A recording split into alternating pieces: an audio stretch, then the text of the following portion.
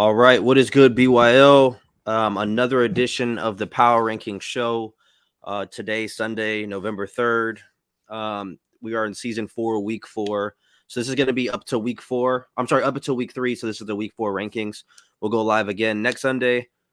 Same concept. Depending on how fast we move, will be how many weeks we have in these rankings. But a lot of shifts, a lot of movement, a lot of top 10 teams lost.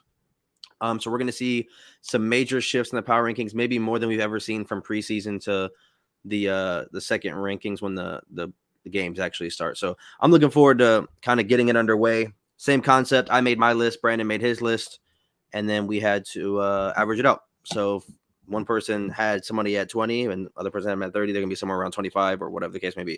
So it's going to be fun to kind of look at it. But, Brian, I'll let you start off first. Go ahead, man. Yeah, at number 30, we have Georgia Southern coming in at 0-3. Went down one ranking in the previous preseason. He's still trying to really find himself. I know he made a bowl game last year. Not the start that he wanted, but he looking forward to really start to get some wins as we're getting ready to go into conference play. Number 29, we have UNLV. Coach Xavier Jones moves back 2 spots. I feel like he needs to get a new team.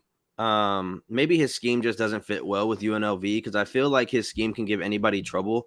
So the fact that he's continuously struggling is concerning. Just because we've seen him play in like regs and head-to-head, and he's been giving people issues. So definitely need him to kind of reset, so to speak. So hopefully he gets a different job offer, or worst case gets fired, so that way he can get a new job and kind of rebuild from the ground up. Because I think he's a really good user, and I think with that triple option attack he runs, I think it'll be a lot different if he can get the personnel to run it. So I think right now he's just in a bad spot. Do you think it's the fact that people know at this point what he does? Like we all No, have film on each other, so we kind of like know what he's going to come in the game and do. no, because the triple option is like, yeah, you can scout for it, but at the end of the day, you got to stop it. And if he's going 1-10 or 1-11, 3-9, 2-10, he's not getting no recruits. So it's like he can't really get the personnel he needs. He can't recruit at a Also, high he can't level. get the personnel that he has like with those other teams because of the playing style. Like you got to meet certain criteria Yeah. to get certain running backs, certain quarterbacks. I think when you play him in regs and stuff, like they already have those players versus the players that he tries to recruit to fit his scheme. He's only limited as a certain amount of players. Yeah, I mean, I'm looking forward to it. Hopefully, like I said, he gets a new job or they let go of him so that way he can get a better situation, because he's definitely one of those users that if he's competing in December and January and having to deal with the triple option late in the season will be very, very tough. It's a trap game regardless, but Definitely. definitely want to see him kind of move on from UNLV and get a better situation. At number 28, we have Hawaii. He's didn't move at all, sitting at 0-2 and 0-0 in conference. Not the start that he wanted to get into, but this is definitely somebody that you want to look out for once we get into conference play. I know I blew a lead to him last year, and I want to say that Rice also blew a lead to him last year as well. This is somebody that fights to the finish, and somebody that you want to look at going into the conference play as somebody that this is one of those trap games as well. Don't overlook Hawaii. Number 27, we have Michigan. This is kind of an anomaly. This is kind of a weird one to rank. Obviously, he started off at the top 10. He's currently on like some sort of business trip or vacation or something. So he's going to give out like 2 or 3 more losses, which sucks because that might cost him his job, which I sucks think for he Big only Al. misses one more game, but Yeah, he said he'll be back Tuesday, so he'll miss at least next week. So I mean, I know he doesn't like Michigan as it is, so I don't think he'll be too mad. But it does kind of hurt his coach resume and his coach stats when he's missing games. So he drops back 17 spots, but nothing you can do when he doesn't have his game. right at number 26 we have Buffalo. Um, 1-2, 1-0. Just came off a huge win against Kent State. I know that was a win that he was looking forward to getting after coming off a bounce back L to New Mexico State. So he was also another team that was bowl playing for a bowl last year. Not the start that he's wanting, but he is 1-0 in conference, and that is something they can build off of moving forward. Number 25, we have Army. Obviously, this is his new team. He came over from UTSA last year, started at 30, moved up to 25. So he moves up a few spots, 1-2, 1-1 in conference. I think he's the only team that's played 2 games in conference, and he's 500 right now. So he's definitely looking to kind of solidify himself at a new program. I said this before. I think Army's one of the he's crazy. He's one of the most, or they're one of the most fun teams to use, I think, when it comes to, the group of 5 teams, just because of the history. And I like their uniforms as well. And this is a team that if UNLV Coach Jones had, then that would be super dope, because they obviously run the ball heavy. But I shout think he out even to, changed his playbook to Army as well, if I'm not yeah. mistaken. So shout out to this coach for moving up 5 spots. At number 24, we have New Mexico State, 1-2, 0-1 in conference. His only loss did come to Army, but he did have a big win over Buffalo. Moves up 7 spots from the previous ranking. Also, another user that's coming over from a different school, trying to find himself and build some type of identity in New Mexico. So, And sit I, at I do 24. I do want to speak on something. New Mexico State lost to Army, right? Yeah. So just because, and I understand people are going to say, how is he above him if he lost to him? Brandon made a rankings. I made a rankings. We averaged it out, and it just so happened that the average put New Mexico State above Army. I wasn't going to switch it because that's the same criteria we've been using the entire time. So we're going to stick with it. At the end of the day, it's not going to be perfect, but everybody looks at it differently. And what we're also going to do, I think we're going to start implementing maybe next year, not this year, because we want to kind of do a test run, but next year we're going to implement other people giving their top rankings and then averaging it out. So it's not just me and Brandon's opinion, or me, Brandon, and Sterling's opinion. We want other people to give opinions as well. But we want people to take it serious. We don't want someone who's 6-6 to put themselves in the top 5 just to try to be funny and troll. We actually want to take it serious. So that's something we're looking into as well. Yeah. But at number 23, we have North Texas. He moves up 1 spot from number 24. 1-2, 1-1 in conference. Another guy who played 2 games in conference. Obviously, a new user with North Texas, so still looking to see what he can bring to the league. But so far, I mean, he's, like I said, 1-2, 1-1 in conference, so he's looking to make some noise. At number 22, we have Toledo, 1-2, 0-0 in conference. Moves down 1 spot. Um, this is somebody that I'm starting to kind of get a little disappointed in, because I feel like he's a lot better than where he's always been being placed since these last 2 seasons. This was somebody that was playing for a conference championship the very first season, and ever since then, he's just been kind of like finding himself somewhere at the bottom of the pack, sitting at the 20 range. So hopefully he gets his team going and tries to start getting on the win column. He's 0-0 in conference play, so he still has the opportunity to start racking some of those wins in. Number 21, we have Purdue, Coach Mike Jones. 1-2, 0-1 in conference, moves back from 17 to 21, 4 spots. I don't know how I feel about Mike Jones right now. He's been on so many teams. I feel like he hasn't really been able to establish himself. He's been on like 5 or 6 teams at this point due to the game glitching and then him switching teams this past year. So I think he needs to kind of settle his feet in and pick a team to go with. Hopefully Purdue's that team, or unless he gets a better job offer. He's in the Big Ten, so he's going to be able to recruit. He's going to be able to play for playoffs. So I'm looking forward to seeing what Mike Jones can do. But 1-2, 0-1 is not how you want to start. So he definitely has some work to do. I'm in a hill to climb. At number 20, we have Akron. He didn't move at all. He's 1-2 and 0-0 in a conference. Me and you both were pretty high on this user coming into the season. He's not getting off to the greatest start that he wants, but his goal is to win a conference championship, and he has 0 losses in that category. So he has an opportunity to really just go back to the drawing boards and get ready for conference play. Definitely. I'm going to let you do the next one, too, just like I shut the door. Number 19, we have Arizona, who drops down 10 spots. 1-2, 0-0 in conference. This is another user that was moving around a lot. I feel like he really found himself in Arizona, was really getting those recruits in. Played some pretty tough opponents to start the season off, but this is somebody that you can probably expect to be in the playoffs. I think he only plays U left, so I'm pretty sure he'll spark and get on some wins as we're going on through conference play. Number 18, we have Kent State. Trey Danforth moves up 5 spots from number 23. 2-1, 0-1 in conference. Another one of those users who's sneaky good, who can get you at any point. Obviously, Kent State is his second stop from Tulane, so he moves over from Tulane, which didn't work out. Obviously, I think he got fired like in year 2, or at the end of year 2, if I'm not mistaken. So he's trying to build something now with the Golden Flashes. So I'm looking forward to seeing what Trey can do with them. Obviously, No, you're good. You're good. Um, but yeah, at 18, I think he's in a good spot. 2-1, 0-1 in conference. And still has some work to do, obviously, but he's in a tough conference. So if he can just keep racking wins together, get to bowl eligibility, and try to make a late playoff push, it's not impossible, but he's definitely going to have to, rack some wins together. At number 17, we have UAB who drops down 13 spots. This was very high user that I came in the season on. Still very high on him. He had three really tough games to start the season off, sitting at 1-2. I expect him. I had him winning the ACC, so he still has the door wide open for him when he gets into conference play, and he'll work his way right back up the ranks. Yeah, I had him winning the Natty. So we'll see how his season kind of progresses. I think he has little to no room for error at this point with 2 losses early. But like we said before, if you win the conference, you get in. So at the end of the day, you just got to get yourself into the postseason and you have a chance to win it. At number 16, we have USF 1-1, 0-0 in conference. This is Coach Westside. He moves back one spot from 15. Still baffled at the fact he left Mizzou to go to USF, but he's wanting to build something here, which, like I said, I understand. He has a very fast team. He's only played 2 games through week 3, so 1-1. Obviously, you don't want to be 500. You want to be 2-0, but everything is still out in front of him. He can still win his conference. He's in the Mountain West. He can still win his conference, still make a playoff push. So look forward to seeing what Coach Westside could do with USF.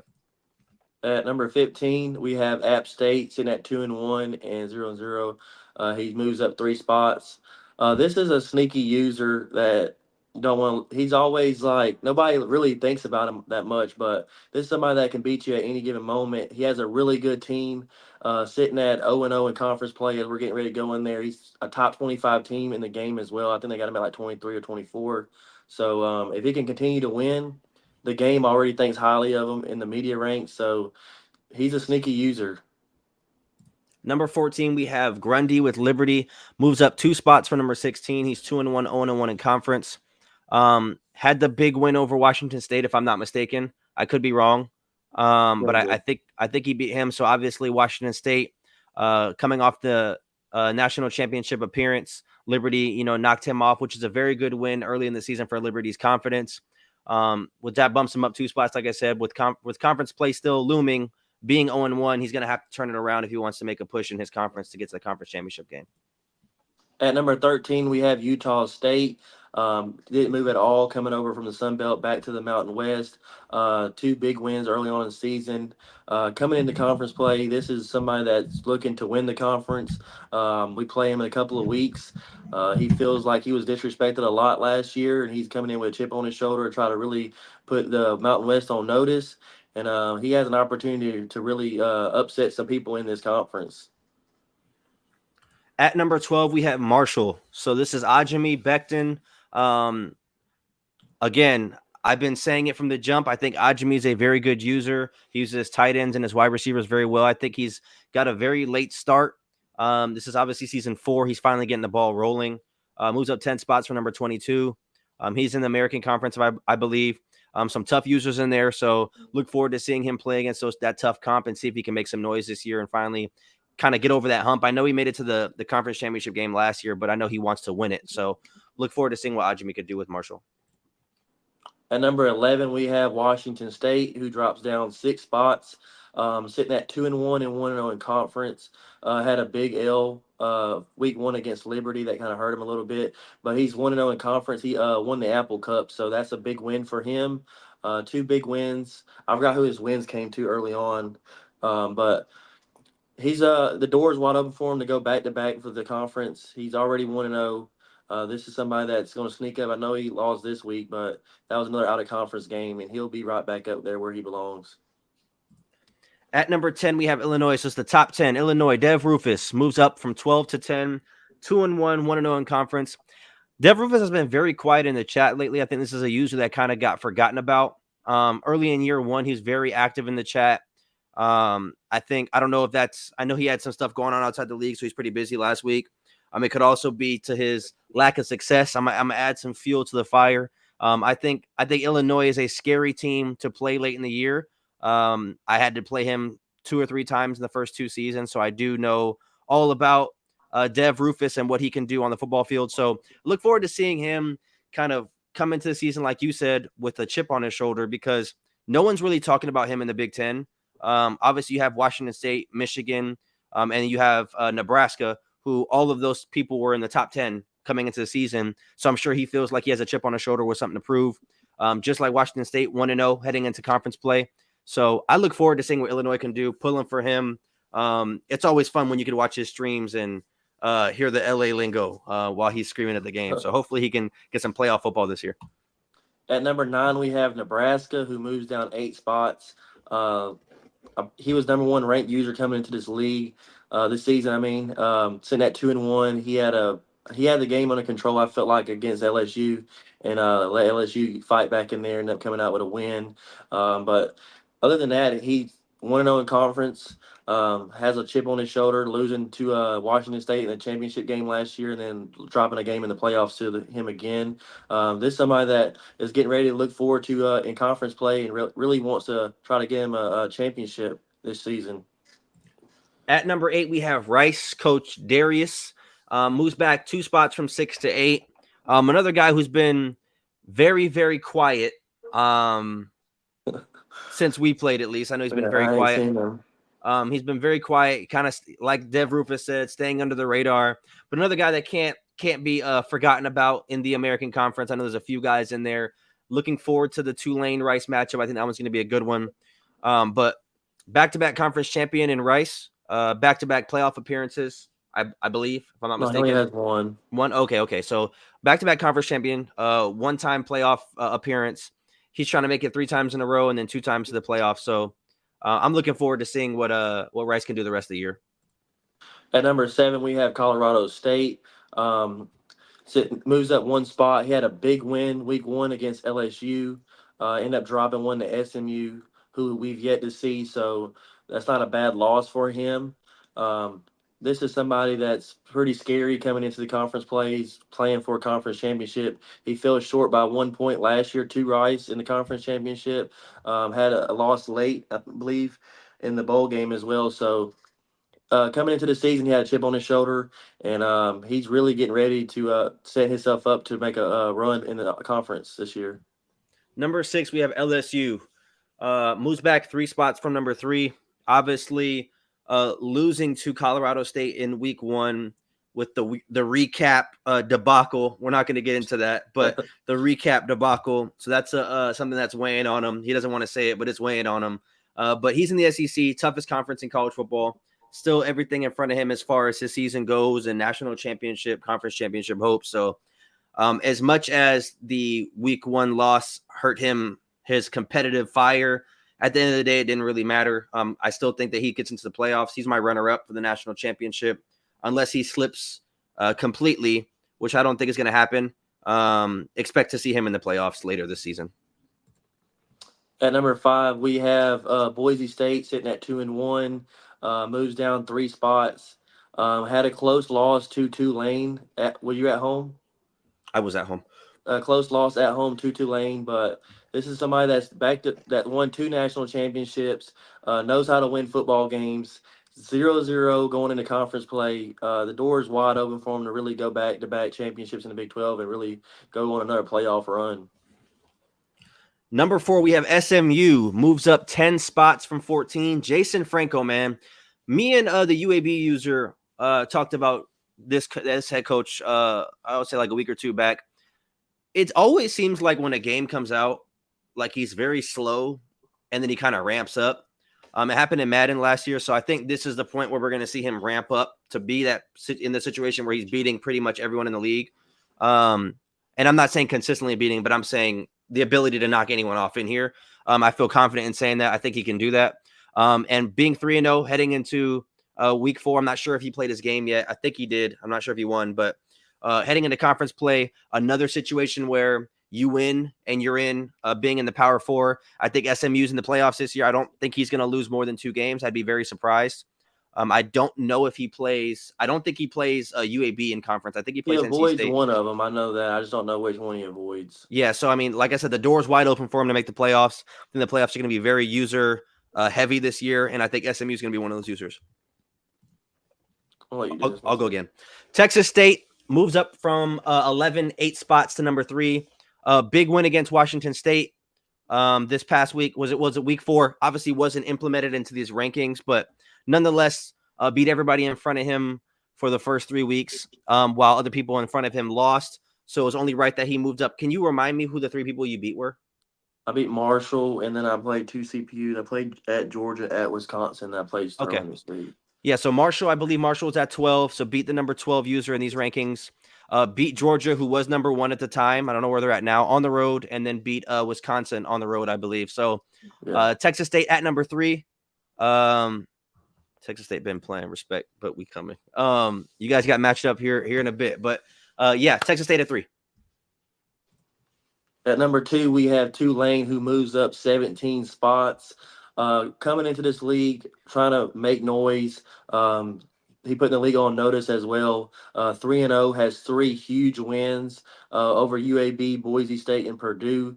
Purdue is a solid user. I know he was overlooked a little bit coming into the season, but he is a very solid user. He has 3 really good wins coming into the league, really putting the league on notice, and this is somebody we can look out for, especially the AAC with Akron and Rice wanting to play in this game. This is a user that I believe will be there with them.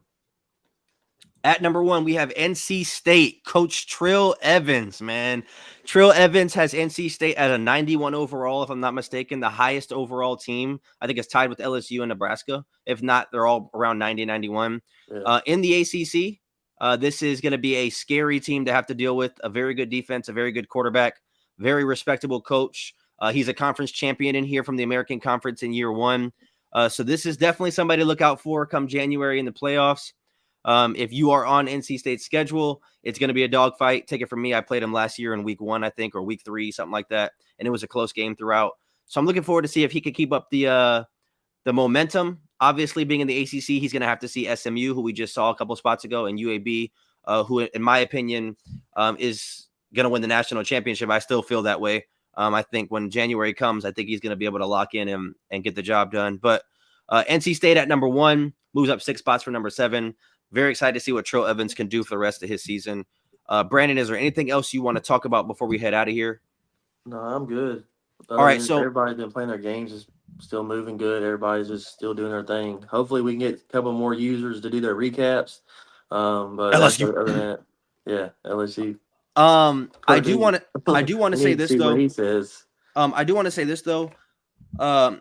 We are going to have some different type of trials and stuff we're going to implement in when it comes to the end of this year and into next season. Like I said, we may do something that we're going to have 5 more people or 4 more people submit their top 32 for preseason. So that way it's random users rather than just me and Brandon every time, we can get other perspectives. But again, we want everybody to take it serious. We've tried to do everything, try to take this very serious. So we don't want someone to just put somebody on the list because they want to. Like, that doesn't make any sense. We're also going to implement, I think at the end of the year, this year, we're going to try something out. I'm going to make a Google like questionnaire, and we're going to do league-wide awards. And we might steer away from the conference championship payout and the Heisman payout, and we might just steer towards a league type award where it's a vote, whether it's like comeback player of the year, most improved, something like that. And so where everybody can do a league-wide vote.